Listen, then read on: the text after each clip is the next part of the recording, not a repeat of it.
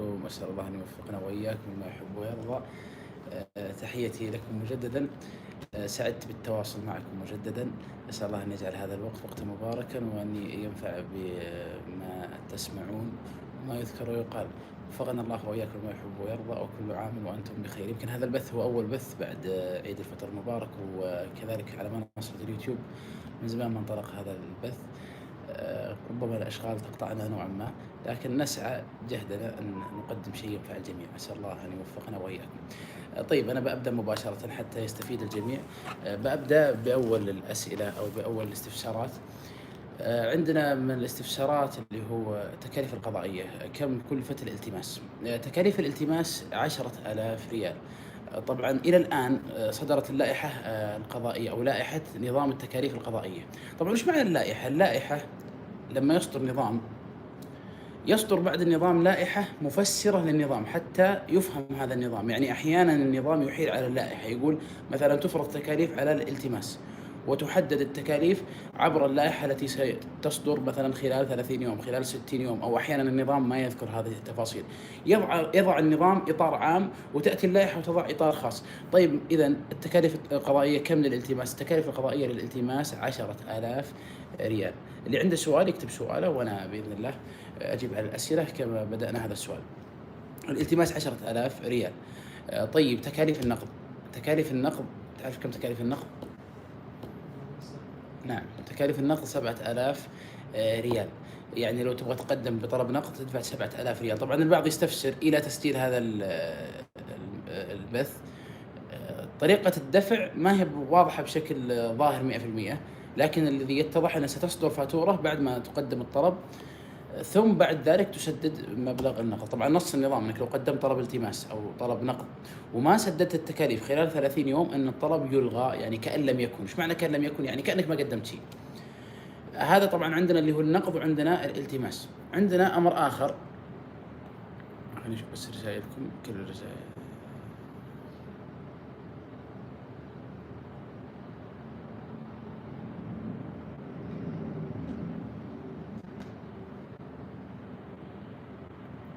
عفوا انا ما انتبهت لبعض الاسئله.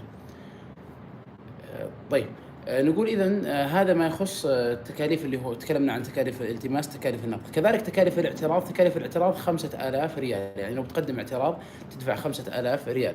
طب واحد كاتب يقول القضايا قبل القرار هل أستطيع فيها تقديم الالتماس بدون مقابل؟ لا. الأصل أن كل إجراء أو طلب ينتج جديد ففيه التكاليف، بعيدا عن أن القضية أقيمت قبل القرار أو بعد القرار. الأصل أنها تدخل فيها التكاليف. طيب هذا سؤال يقول كيف أثبت عن طريق المنازع أنه استلم كامل المبلغ السند وما عندي كشف حساب بسبب إيقاف الخدمات والبنك رافض يعطيني؟ والله طبعا الإشكالية هذه أنك أنت ما تقدر تطلع كشف حساب، هذا أمر آخر. لكن الأصل أي وسيلة إثبات، عندك حوالات بنكية تقدر تثبت بها، ممكن تطلب من القاضي يخاطب مؤسسة النقد أو البنك المركزي أو البنك. كذلك أنت إذا عندك أي إثباتات أخرى مثل شهادة شهود أو شيء نحو ذلك ممكن تثبت به. وين راحت الأسئلة؟ والأسئلة كثيرة بس ما انتبهت لها، العذر منكم، ما أدري كيف تطلع.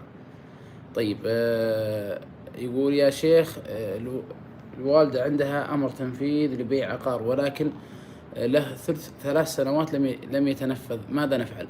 دائما تنفيذ العقارات التركة فيها إشكال. الإشكال من جانب أنها تحتاج إلى بعض الإجراءات الدقيقة، يعني طريقة إقامة المنفذ ضده، طريقة التذييل على السند التنفيذي، طريقة البيع في المزاد العلني. لكن اللي أنا أنصحك أنك تتابع حتى يتم تنفيذ السند، تتابع حتى يتم تنفيذ السند بشكل. إذا شخص أرسل لي إيميل فيه سب وشتم أو ابتزاز، كيف أقدر أثبت أن إيميله إذا أنكر بالمحكمة؟ والله ما عندي طريقة معينة انك تقدر تثبت، الا اذا كان في شخص يقر ان هذا الايميل ايميل فلان، وكان إن ايميل مثلا خلينا نقول ايميل AABBTT ارسل لي سب وشتم، اما ان فلان يقر. اذا ما اقر فلان اجيب شخص مثلا يشهد ان هذا الايميل يخص فلان، وان فلان كان يراسلني على هذا الايميل. باي طريقة اثبات. لما نقول اثبات، الاثبات باي طريقة يكون، باي طريقة يكون الاثبات. تأخر صاحب العمل بتجديد الإقامة والترخيص الطبي وعنده حكم قضائي بذلك في التنفيذ وأنا لا أعمل بسبب ذلك، هل أستطيع رفع قضية مطالبة بالضرر لعدم تمكيني من العمل؟ نعم، ممكن تطالب بقضية. شخص لم يسدد ويماطل وعليه قرار 46، كيف آخذ حقي منه قانونيا؟ طبعا إذا كانت تتكلم عن الحق المالي اللي هو عندك محكمة التنفيذ وتطالب بالإفصاح عن الأموال النقدية اللي في حسابه وسحب المبالغ. إذا ما في مبالغ مالية ما لك إلا أنك تنتظر. إذا تعرف أن له مبالغ مالية مخفاة عند حسابات أخرى ممكن تقيم ذلك، أو ممكن تطلب من محكمة التنفيذ الاستفسار والإفصاح عن الأشخاص الآخرين، ولها إجراءات قد تطول. وإذا ثبت المماطلة ومحاولة تأخير السداد هذه فيها قضية جنائية. واحد يقول لدي أكثر من 60 طلب تنفيذ سندات أمر، هل يحق لي بالتقديم الآن علما بأن ليس لدي نشاط مزاولة مهنة؟ أنت العدد هذا يدل على أنك أنت مزاول مهنة، احتمال كبير طبعا أنك مزاول مهنة التمويل أو البيع بالتقسيط بالطريقة المخالفة اللي هو تستخدم للتمويل. فلو قدمتها احتمال كبير يكون مساءلة وإيقاف تلك السندات، لأن في تشديد كبير جدا على أي شخص يخالف النظام في هذا الجانب. احفظ البث عشان نرجع له بإذن الله، أن البث سيكون محفوظ وسيتم بث البث حتى يستفيد منه الجميع. طب هذا سؤال يقول معاملة تجارية منذ حوالي 15 سنة تقريبا خاصة بمركبة سيارة على نظام التأجير المنتهي بالتمليك، ما النظام الذي سيتم تطبيق عليها القديم من جديد؟ ما فهمت والله السؤال. ماذا تنصح خريجي حملة البكالوريوس القانون في توجيههم؟ والله أنصح كل شخص متوجه لهذا القطاع، قطاع المحاماة والقانون، دائما احرص أشد الحرص على جانبين، على التطبيق النظري والتطبيق العملي. التطبيق النظري اللي هو قراءة الأنظمة والاطلاع عليها وشروحات الأنظمة، قدر ما تستطيع أن تتضلع من الأنظمة فمن الجيد أنك تحرص وتبادر هذا الشيء. الأمر الثاني التطبيق العملي، تحاول أنك تخالط الممارسين، تجلس مع المحامين اللي لهم ممارسات كبيرة، تشوف الأحكام القضائية. وش رأيك محمد؟ هذا أحد الأخوة من يعني بدأ يعني من البداية، لكن ما شاء الله انطلق انطلاقة طيبة الله يبارك فيه. وش رأيك؟ والآن هذا شخص يقول بدأ مثل ما بدأت، يقول كيف إني أطور من نفسي؟ وش أفضل شيء أفادك أنت؟ القراءة في الأحكام السابقة ومحاولة تكييف هنا أنت تشوف أن القراءة في الأحكام السابقة من أكثر الأشياء اللي أفادتك؟ مناقشتها مع الخبير. يقول إذا ما أدري الصوت وضح ولا لا، يقول مناقشة الأحكام السابقة مع مناقشتها مع الخبير، هذه من أفضل الأشياء. الآن المدونات القضائية، أنا يوم أشتغل في القضاء أذكر يعني وإن في يعني مراكب القضاء نفرح بالحكم وإن قضاة يعني تمر علينا الأحكام، فجاءت المدونات يعني حقيقة شيء عظيم وشيء جبار. يعني المدونة تقرب لك الأحكام القضائية وتلخصها لك وتنتقي أفضل الأحكام وأكثر الأحكام تسبيبا ملاقيا. فأنت الآن بين يديك حكم قضائي كامل مر بعدة مراحل، فتأخذ الزبدة في 10 دقائق 20 دقيقة أكثر أقل تقرأ حكم كامل. فهذه جدا مفيدة وأنصح الجميع أن يستفيد منها. وفيكم بارك، وبالعكس يسعدني البعض جزاه الله خير يدعو ويشكر، أنا يسعدني أن أقدم شيء يخدمكم وينفع الجميع. أسأل الله ينفع بكم، وأتمنى هذا البث يصل لكل من ينفعه ويستفيد منه. هل أستطيع تقديم دعوى ضرر لعدم تسليم شهادة خبرة إلا بعد 2 سنين ألزم بتسليم الشهادة بحكم تنفيذي وفي أي محكمة أقدم؟ طبعا تقدم في المحكمة العمالية، نعم من حقك. إذا تضررت من عدم تسليم شهادة الخبرة هذا من حقك. أي شخص يتضرر من شيء ضرر واضح وثبت أن المتسبب بالضرر اللي هو فلان من الناس اللي هو المدعى عليه، فنعم من حقك أنك تطالب. يقول مقاول آخر إنشاء العمارة 1.5 سنة، هل أخر إنشاء العمارة 1.5 سنة، هل يحق لي المطالبة بسبب ضرري من تأخيره ودفع الإيجار ودفع أقساط قرض العقاري؟ هذا موضوع تقديري، يعني مسألة الأضرار والمطالبة بالتعويض عنها موضوع من المواضيع اللي ولو قلنا أنه من حقك من المواضيع الشائكة التي تحتاج إلى تقدير وإلى نظر للتفاصيل حتى نستطيع أن نقول وش الأشياء اللي ممكن تطالب بها وش الأشياء اللي ممكن ما تطالب بها. طبعا دائما تقدير الضرر يخضع إلى أمور يقوى فيها أمور تقديرية. طبعا في جوانب يقوى فيها التعويض وفي جوانب يضعف فيها التعويض، يعني في جوانب في تسبب في الضرر بشكل واضح، في جوانب يعني آثار بعيدة. يعني زي واحد صار له حادث يقول عطني تعويض عن الوظيفة، عطني تعويض عن يعني بعض الفرص اللي كنت بأغنمها بعد 3 سنوات، عطني تعويض عن الإصابات اللي في بدني. مثلا الإصابات اللي في البدن هذه إصابات مباشرة، يعني وجه الإثبات فيها قوي، فتختلف حسب نوع الضرر المترتب. عسى الصوت واضح، أنا أركب سماعات.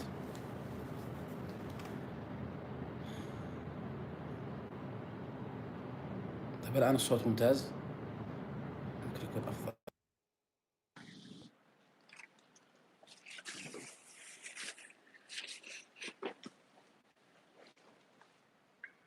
الصوت واضح؟ تسمعونا ولا لا؟ طيب، لدي سند أمر يدوي ولم يسدد صاحبه، هل يحق للمطالبة؟ نعم يحق لك المطالبة، نعم يحق لك المطالبة. جتني رسائلكم بارك الله فيك، الحمد لله أنا واضح. طيب، الحكم لي واعترض الخصم والقضية في محكمة الاستئناف ولها 5 أشهر ولم يأتي الرد. تابع وارسل طلب عن طريق ناجز. أحيانا بعض الدول الاستئناف قد تتأخر عندها طلبات، عاد وش الأسباب ما أدري، يا إما أنك تحتاج إلى متابعة أو أن القضية تحت الدراسة إلى آخره. عندي صك قطعي من ديوان المظالم، كيف أنفذ إذا الإدارة رافضة؟ إذا تقصد أن الإدارة الحكومية أو الجهة الحكومية رافضة التنفيذ، ممكن توجه للجهة الأعلى اللي هو الحاكم الإداري، مثلا الأمارة أو شيء من هذا القبيل، أو تخاطب مرجع الإدارة هذه. رفعت دعوة وتم، علي يقول رفعت دعوة وتم رد الدعوة لعدم التحرير. وين راح السؤال؟ وبعد شهر رفعت نفس الدعوة وأيضا ردت الدعوة نقص في التحرير، هل أستطيع رفعها مرة ثالثة؟ نعم طبعا. رد الدعوة لعدم التحرير ما نقول رد الدعوة، يعني أشبه أن تكون صرف النظر عن الدعوة، يعني الحق الذي تطالب به لم يحكم فيه، ولكن أوقف الحكم، كأننا نقول وقفنا ما نقدر نحكم لك لأننا لم نرى دعواك محررة.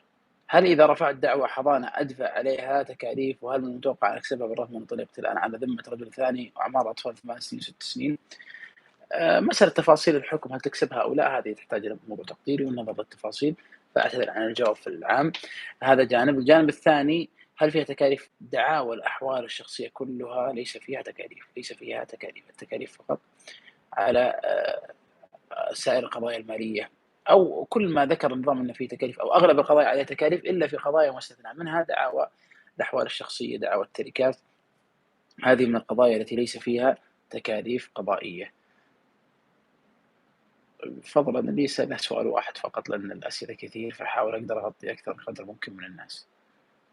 كيف بيقدم دعوة عامة وما أملك بينات المدعى عليه؟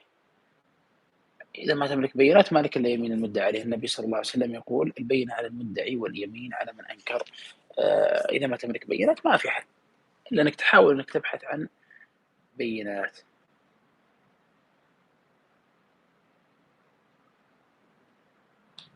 يمكن سؤال عن البيانات. ما أسمعك. يمكن سؤال عن البيانات، بعضهم الأجيال فما عنده رقم جوال. إي يعني السؤال يسأل قصدك عن بيانات المدعى عليه. أنا فهمت أنها بينات. إذا تقول ما عندك بيانات المدعى عليه، إذا عندك الهوية تكفي، إذا عندك الهوية تكفي.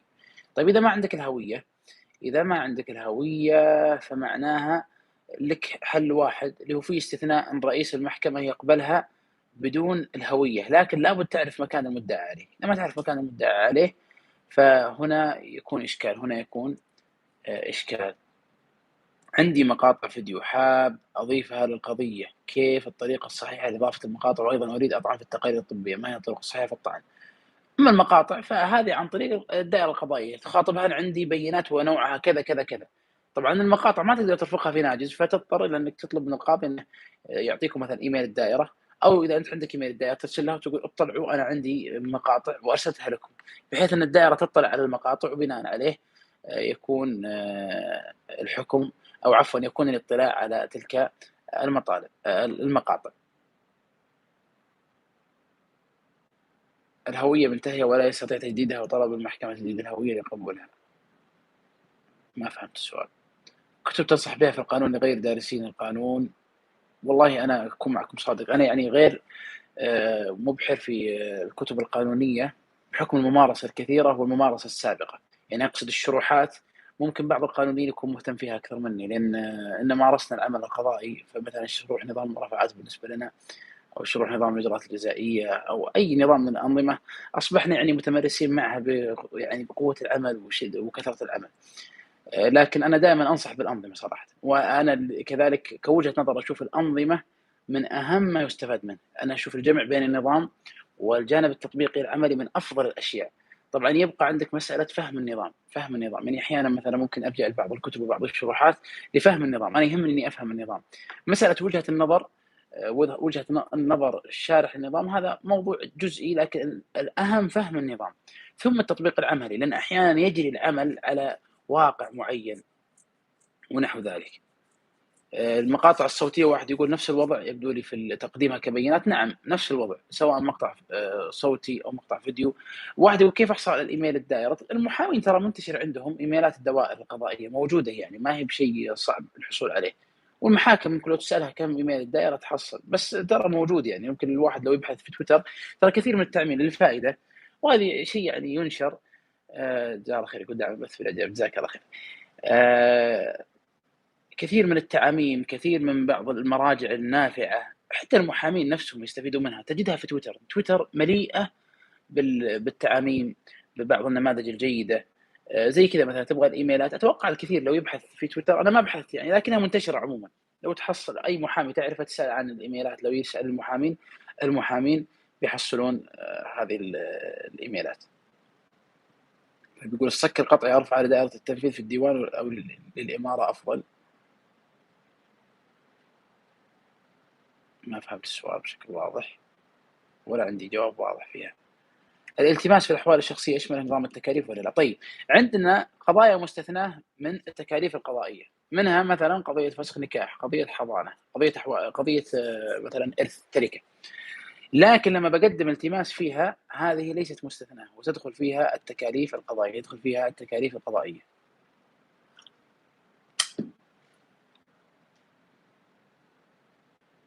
طيب يقول فضلا اختصار السؤال. عندي قضية كسبتها وقدمت زوجتي اعتراض على القضية، وكتبت في الاعتراض على الحكم، وذكرت الاعتراض أنها ما راح ترجع البيت. هل أقدر أستخدم اعتراضها دليل على نشوزها من البيت؟ ما أقدر أجاوب، هذا صعب، لا بد تصور التفاصيل. ما هو قانون المضاربات؟ إذا تم تعرضي للضرب ماذا؟ طبعا ما في نظام اسمه قانون المضاربات. المضاربات داخلة في إيش؟ أفيدوني. المضاربة داخلة تحت أي قانون؟ في أحد يعرف؟ إيش رأيك؟ إيش قانون المضاربات؟ ممتاز. طيب الآن يجي أحد الإخوة يجاوب، أبغى أسمع أجوبتكم. يقول لك قانون المضاربات يرجع إلى الإجراءات الجزائية، كان مكتوب الجزائي جنائي. ممتاز. طيب الجنائي، نظام الإجراءات الجزائية هو نظام يعني خلينا نقول ينمذج ويرتب الإجراءات، هو نفس يعني اسم النظام. الإجراءات الجزائية إجراءات التعاطي مع القضايا الجزائية أو الجنائية. طيب وش النظام، وش العقوبات فيه؟ من وين نستل العقوبات؟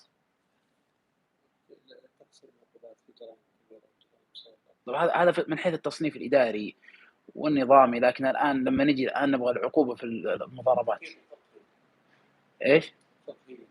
ممتاز. يعني نرجع لها فقهيا، اللي هو تدخل في باب التعازير. باب التعازير اللي هو التقدير، التعزير تقديري، يعني تقدر وش حجم الضرب. يعني فرق لما يكون الضرب سهل خفيف ما في إصابات، لما تكون في إصابات خفيفة، إصابات شديدة، يستخدم عصا، يستخدم سكين، يستخدم سلاح. فهذه التفاصيل هي اللي تختلف معنا فيما يخص المضاربات. أحسنتم. اللي ذكر الجزائي صحيح. طبعا نظام خاص ما في بعض الجنايات لها نظام خاص. مثل إيش؟ وش تذكرون من الجنايات اللي لها نظام خاص؟ وش تذكر؟ لا ما في نظام. لا ما أبغى في الفقه، أبغى شيء فيها تنظيم خاص. مشكلة الرسالة تجي متأخر إذا سألت، أو الصوت يوصل متأخر فالرد يجي بعد وقت. طيب أنا بضرب لكم مثال إن شاء الله إن في أحد جاوب. مثل نظام مكافحة المخدرات، هذا في نظام خاص على الجناية قدر لها عقوبة. طبعا عقوبة تقديرية، يعني يقول لك من كذا إلى كذا، الحد الأدنى كذا. مثلا زي مثلا الحيازة يقول لك الحد الأدنى 6 أشهر. أحسنت اللي كاتب، أو أحسنتي. نظام الأسلحة والذخائر كذلك، نظام الرشوة، نظام مكافحة التزوير إلى غير ذلك. طيب اشتريت شركة وأعطوني جدول بالأصول عند المراجعة، ووجدت بعض الأصول ناقصة، هذا أقدم طلب للمحكمة العامة والمحكمة التجارية. طبعا ما يخص شراء الشركات وما يتفرع عنه، هذا من اختصاص المحكمة التجارية.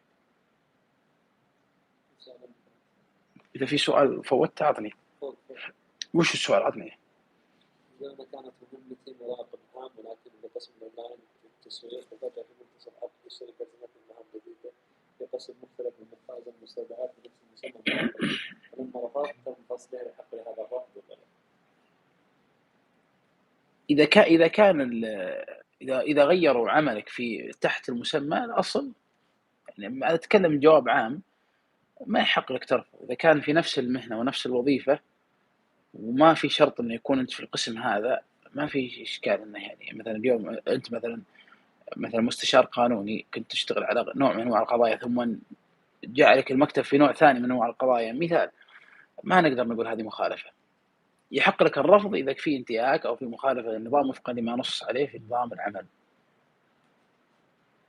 هذا يقول هل يحق للدائرة التنفيذ؟ ارفع صوتك بس عشان يسمع السؤال. يقول هل يحق للدائرة التنفيذ منع من الاطلاع على عقارات المنفذ ضده؟ ما عندي والله في هذا الجواب. يعني هل يحق لي منعي؟ طبعا من حقك انك تستفسر وحين الافصاح انه ينفذ لك، لكن هل خلينا نعكس السؤال نقول هل في شيء يوجب على الدائره انها تطلعك؟ ما اذكر شيء نظامي يوجب على الدائره انها تطلعك، لكن من حقك انك تعرف ان له ولا ما له. لكن ممكن مثلا يكون عنده 20 عقار 50 عقار اكثر من احتياجك، ممكن الدائره يعني ترى هذا من الاسرار الخاصه بالمنفذ ضده، يعني للفائده. لما نقول المنفذ ضده ولا المدعى عليه ولا الجاني، هذا له حرمه، ما له حرمه، جسده له حرمه، عرضه له حرمه. يعني مثلا هو اخطا يكون العقوبه بقدر الخطا، عليه تنفيذ مالي يكون التنفيذ المالي بقدر المبلغ المطالب به والمحكوم به، ما يتجاوز هذا الى التعدي ونحو ذلك.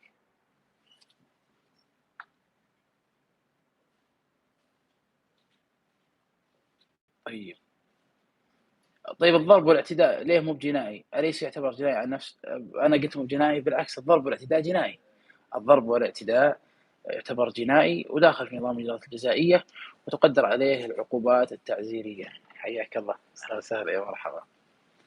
طيب كم دية القتل الخطأ المحددة في حوادث السيارات إذا كانت النسبة 50%؟ طبعا الديات عندنا الدية الآن مقدرة في العمد 400,000، في الخطأ 300,000، وعليك النسبة احسبها عاد. عدم إرسال روابط حضور الجلسات جلسة الاستئناف أكثر من مرة. قد يكون في إشكالية في الروابط أحيانًا، أن عندنا بعض الجلسات في الفترة الأخيرة ربما يكون فيها بعض الإشكال، لكن دائمًا أنصح في طريقة جيدة. السؤال صوتي ما فيه في اليوتيوب فأعتذر منكم، لا يوجد.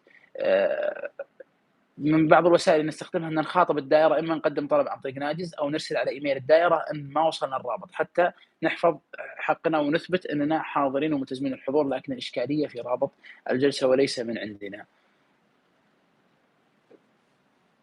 بعد تأييد الحكم من الاستئناف هل يمكن إلغائه من الالتماس؟ هل يمكن إلغاء؟ إذا تقصد أن الالتماس هل ممكن أنه يلغي الحكم؟ نعم، الالتماس ممكن أنه يلغي الحكم.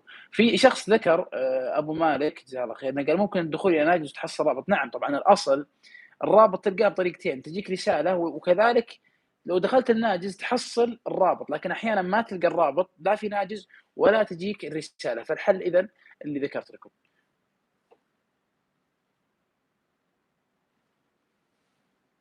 يقول أبي القول الفصل في تدافع الاختصاص بين المحاكم، قد استشرت أكثر من محامي. ما في شيء اسمه قول الفصل، كل قضية قد يكون فيها تدافع اختصاص حسب نوع القضية. طبعا في قضايا واضحة ما فيها إشكال، بس في قضايا يكون فيها تدافع اختصاص. لكن الآن النظام خصوصا بين القضايا بين المحاكم التابعة لوزارة العدل زي العامة والتجارية، النظام نص على شيء جيد. نص النظام على أنه إذا دفعت المحكمة بعدم الاختصاص، يعني مثلا جت المحكمة العامة وقالت القضية من اختصاصي واكتسب الحكم القطعية، تلزم المحكمة الأخرى التجارية بنظر الدعوة، ما عاد فيها أن قاضي المحكمة التجارية يقول من اختصاصي. وهذه من الأشياء اللي حدت من التدافع. يعني أول كان التدافع ممكن ياخذ وقت طويل، الآن الحمد لله ما في وقت طويل في التدافع. آمين وفيكم بارك الله.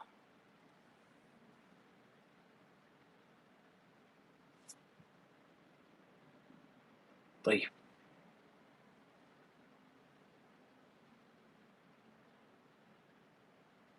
من سرقت 70,000 وقدمت قضية وكسبت وعمره فوق 70 ولا يقدر يسجل ما الإجراء؟ طبعا طبعا الأصل أنه التنفيذ المترتب على الجنايات يدخل فيه الصغير والكبير، لكن إذا كان متعذر عليه السجن الوضع الصحي، فينظر فيها القاضي في إيقاع عقوبة مناسبة بديلة عن السجن. هذه مسألة تقديرية تختلف من قضية إلى أخرى، قد تكون الدائرة عندها قناعة مثلًا بالتعزير المالي، قناعة طبعًا التعزير بالجلد معدوم موجود، فهذا يرجع إلى الدائرة في تقدير ما تراه مناسبًا. جزاكم الله خير. من يدعو ومن يحسن الظن فأقول جعلنا الله خيرا مما تظنون وغفر لنا ما لا تعلمون. أسأل الله أن يجعلنا وإياكم مفاتيح للخير مغاليق للشر.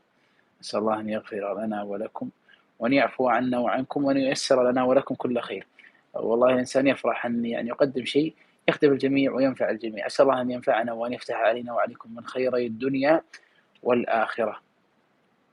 قدمت أدلة قوية وقطعية على كيدية الدعوة بعد إذن أصحاب الفضيلة وتجاوبوا معها، وفي صك الحكم ذكر أني لم أقدم أي شيء ما يثبت. هل هذا يجوز؟ ما هو الحل؟ إذا جاء الاعتراض اذكر في الاعتراض جميع الأدلة اللي قدمتها وأشر إليها وأنها لم يتم النظر فيها، وبناء عليه يوم ينظر في الأدلة لدى محكمة الاستئناف.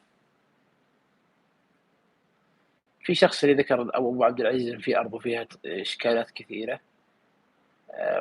يعني الموضوع هذا يحتاج تصور، يعني ماني متصور وش سؤالك. هل في إمكانية التواصل معكم؟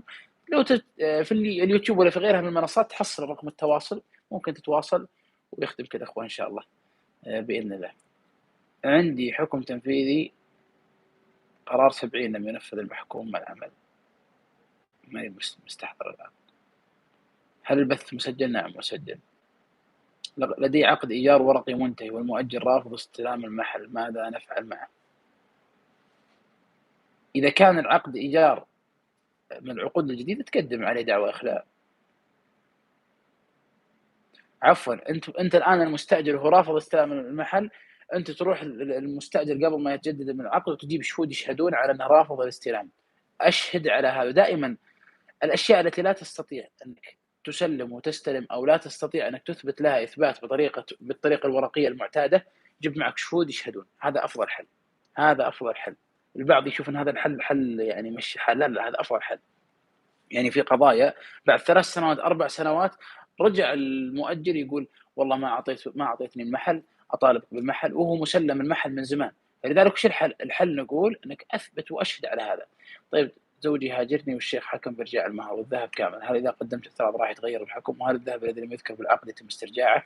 هذا يرجع، هل إذا قدمت اعتراض يتغير الحكم؟ يرجع إلى الأسباب اللي عندك في الاعتراض، هل هي أسباب تطعن في الحكم وقوية أو لا؟ هي اللي يعني المعول عليها وهي اللي فيها الطعن ويترتب عليها الجواب عن السؤال اللي ذكرتيه. هل القضايا في المحكمة العمالية عليها تكاليف؟ القضايا التي من العامل ضد جهة العمل ما فيها تكاليف، العكس لما الشركة ترفع قضية على العامل هنا تكون التكاليف. طبعا كم التكاليف القضائية في القضايا؟ عندنا القضايا قسمين.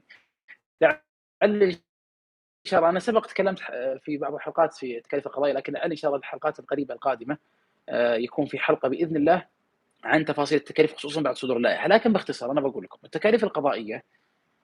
التكاليف القضائية لما نجي أو نأتي إلى الحديث عنها هي قسمان. القسم الأول قضايا والقسم الآخر طلبات. أما القضايا عندنا قضايا مالية يعني مطالبة بأرقام بمال مثلا 1,500,000، هذه لها نسب ما دون 100,000 مثلا، ما دون أو خلينا نقول من 100,000 إلى شيء قريب من هذا لها نسبة. لما تصل إلى المليون طبعا مفصلة في النظام، إلى 100,000 إلى 500,000، نسيت إلى 100 أو 200. نعم أحسنت. 100,000 ونازل 5%، من 100,000 إلى 500,000 4%، من 500,000 إلى المليون 3%، من المليون وطالع هذه 2%. هذه الآن اللي فيها أرقام. اللي ما فيها أرقام مثلا القضايا الجزائية، هذه مبلغ مقطوع. بعض القضايا التجارية مبلغ مقطوع. هذه الآن النوع الثاني من القضايا اللي هو نقول القضايا قسمين، قسم مالي وقسم ليس مالي. هي قد تصنف أنها مالية لكن ليست مطالبة مالية، فهذه تكون لها مبالغ مقطوعة. طيب هذه انتهينا منها. عندنا الطلبات قلت لكم الالتماس 10,000، النقص 7,000، الاعتراض 5,000 ريال. طبعا في قضايا مستثناة. لما نقول هذا الكلام مو معناها كل القضايا فيها تكاليف، في قضايا مستثناة وإن شاء الله أني بإذن الله أتكلم عنها، يعني مع أني اختصرتها في هذا البث بشكل بسيط، أما تفاصيل القضايا المستثناة طريقة الدفع تكلمت عنها، لو يرجع البعض إلى الحلقات الماضية يستفيد أكثر إن شاء الله. وآخر سؤال وأختم بهذا البث. القاضي طلب مني أن أخاف على حقي وأحلف واعترض الخصم في الاستئناف، فماذا مصير القضية؟ ما فهمت، بس إذا فهمت أنك أنت حلفت وحكم لك فالأصل في الغالب أنه يعني يتم الحكم إذا ما كان في أدلة وبينات. إذا في بينات عند الطرف الآخر ممكن تغير مسار القضية. عندكم مقترحات أو شيء نستأنس به سواء القناة أو في البث المباشر؟ أسأل الله أن يوفقنا وإياكم. من الآن أختم أو أكتفي بما قدمت من جواب حتى لا أقطعكم، وكذلك لارتباطي ببعض المواعيد أعتذر. ودي أجيب الجميع، المنصات كلها مليئة بعشرات ومئات الأسئلة، ودي والله أخدمكم جميعا.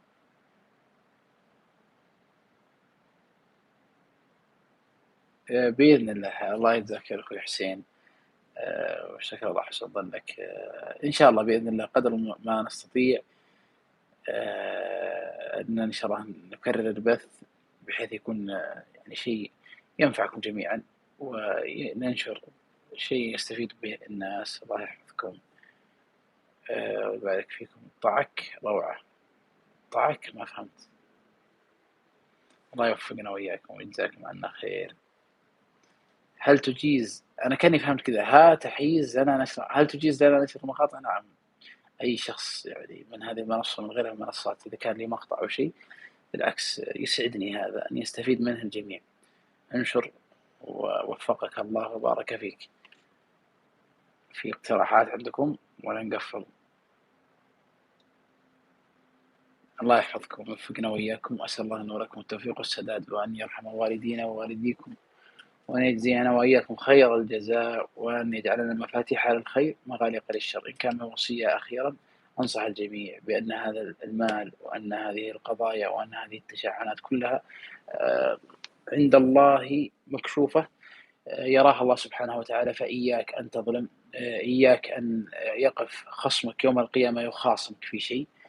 النبي صلى الله عليه وسلم يقول إنما هي جمرة من نار، فمن شاء فليأخذها أو ليدعها. أي الأحكام القضائية هذه إذا أخذتها ظلما، يقول شخص نريد يوم في الأسبوع بث مباشر، إن شاء الله أسعى وأحاول بإذن الله.